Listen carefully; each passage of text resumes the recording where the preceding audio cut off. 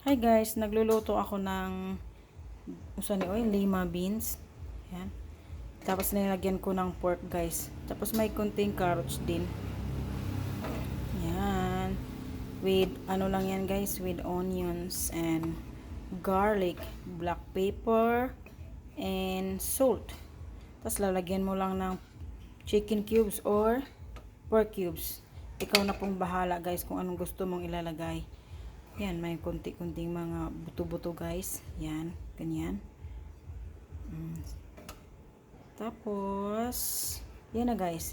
Pinakulo ko lang yan, pinaano ko lang yan dahil mga siguro mga ilang oras na ba ngayon? Mga siguro mga 4 hours guys. Mahinang apoy lang. Yan. Thanks for watching guys. See you for my next video. Ano ba yan? Ang cover pala.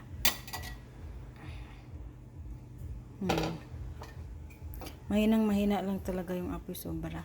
Para ka lang nag-ano guys. Parang steamer mo lang tong ano. Yan.